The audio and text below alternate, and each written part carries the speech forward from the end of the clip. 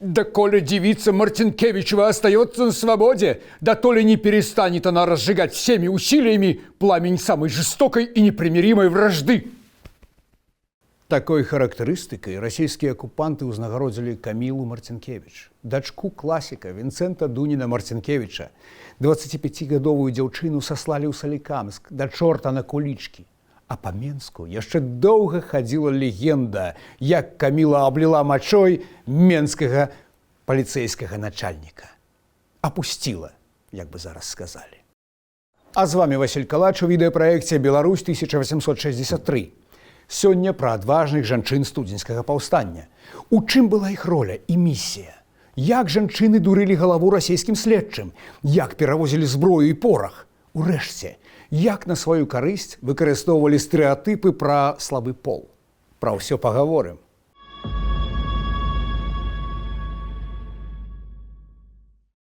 Што першым прыходзіць на думку, калі ўзгадваем жаночыя партрэты часоў паўстання? Канешне, Ганна Генрыка Пуставойтава, ад'ютантка генерала Лангевіча, якая не проста насіла мундур, але і прымала ўдзел у бітвах. Дарэчы, яе бацька Трафім Пуставойтаў быў рускім афіцэрам, а маці полькай. Ганна добра ведала расейскую, таму яшчэ і перакладала. А можа, і палонных дапытвала? Я б не здзівіўся. Вядомы здымак Пуставойтавай у мундуры з рыштункам выкананы ўжо ў Празе, пасля крывавай бітвы пад Граховіцамі. Ужо на эміграцыі. Адтуль у Парыж, а там займалася фларыстыкай і дапамогай былым паўстанцам.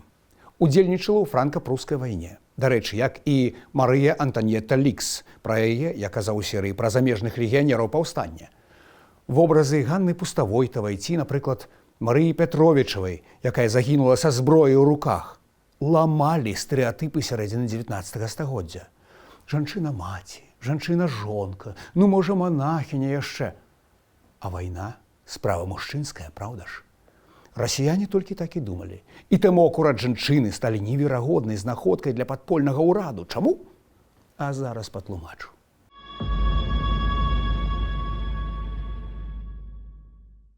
Жанчына у сярэдзіне 19 стагоддзя ў расійскай імперыі – гэта не заўважны персанаж, не суб'ект, не, хутчэй дэкарацыя. Як лістанош, рамізнік ці прадавец селядцоў на рынку. Такія людзі не выклікаюць падазрэнняў, яны як цені. Таму пад крыналінамі жанчыны маглі хаваць зброю, порах, літаратуру, пад гарсетамі дакументы.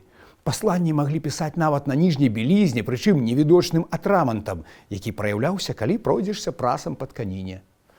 Салоны таварыскія былі месцамі сустрэчаў. Маёнткі месцамі перахоўвання тых, хто на нелегальным становішчы. Нават медыкаменты жанчыны дадумываліся маскіраваць пад парфуму. Ну, дзе там расійскі патрульны разбіраецца ў парфуме?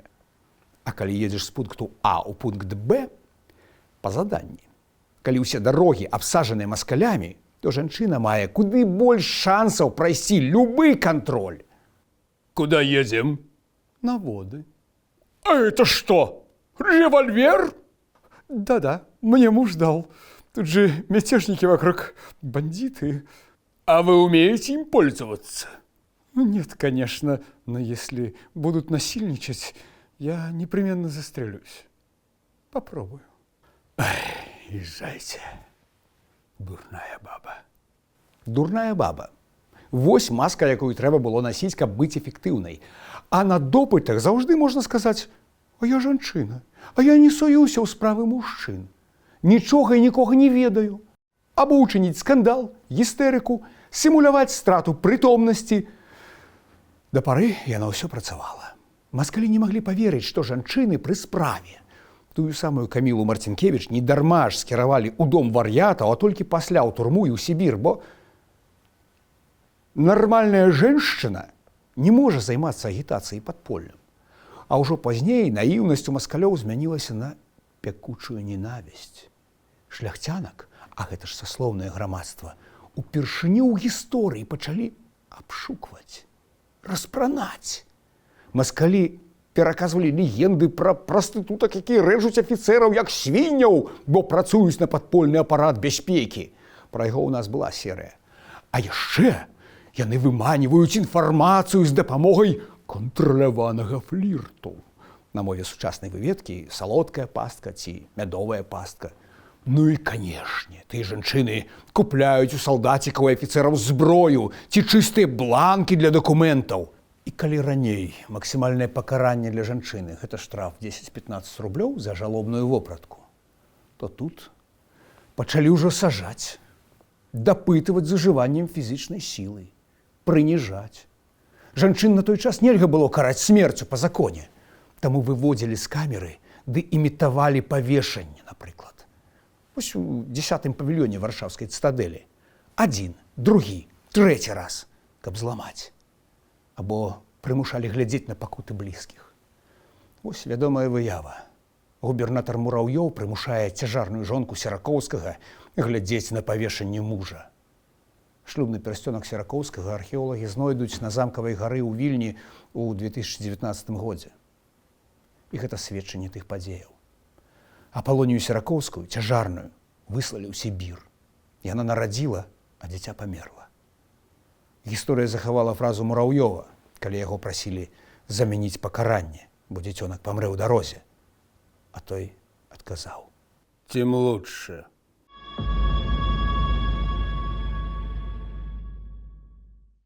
Якія ролі выконвалі жанчыны ў студзеньскім паўстанні? Гэта сувязь, лагістыка, канспірацыя, перахоўванне зброі, грошай, людзей, кур'ерская служба, медычная служба. Нават такая простая, здаецца, рэч – выпраць вопратку паўстанцаў. А думаеце, не важна?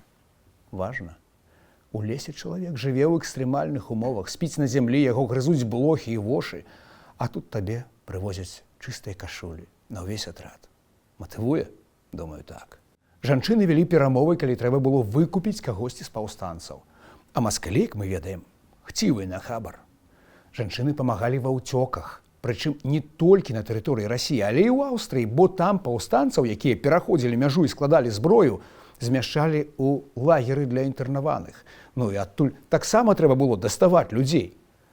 За ўсё гэта вернасць краю, вернасць сваім мужам, паплечнікам. Жанчыны плацілі дарагі кошт. Вось на здымку Пётр Чакатоўскі, лекар, паўстанец, валодаў маёнткам Трасцянец пад Менскам. Яго пазбавілі ўсіх правоў ды саслалі ў Іркуцк, а пасля ў Уфу. Казіміра Булеўская пабралася шлюбам з ім ужо ў турме. Паглядзіце на гэтую пару. І паехала за мужам у Сібір. А вось Алімпія Скірчанка, жонка Мячыслава Свінтажэцкая, заможная дваранка, землеўласніца, данаціла паўстанцам, за што была сасланая ў Сібір разам з дачкой Юзэфай. Ці вось малавядомы здымак, а з якой гісторыяй? Шляхцянка Ванда Беліковіч, ці як тады казалі Беліковічава, яе муж быў закатаваны маскалямі ў віцебскай турме. І гэты здымак яна паклала мужа ў труну на развітанне. Але на адвароце фота мы чытаем. Помещица Ванна Беликович, Витебская губерния. Карточка найдена в гробу ее мужа. Заплатила штраф 300 рублей. Штраф на гіганцкую суму 300 рублёў. Гэта гадавы даход чыноўніка. Драўляны дом можна было купіць. За фота, пакладзенае ў труну мужа. Скаты, што тут дадаць? Ну і яшчэ пытаннечка. А хто займаўся рэабілітацыяй і дапамогай тым, хто вярнуўся з Сібіры? Жанчыны. Як Ліза Ажэшка ці Арэшкава па-нашаму.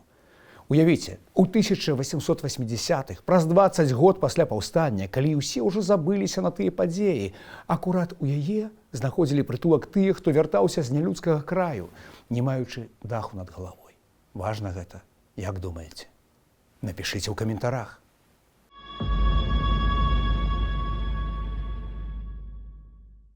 Дык аб чым уся гэтая гісторыя? Жанчыны ўпершыню масава выйшлі з ценю. Студзеньскае паўстанне стала трамплінам. Іх роля была ўжо не толькі ў тым, каб нараджаць будучых байцоў і плакаць па загінулых. Яны маглі змагацца самастойна і падчас, і пасля паўстання.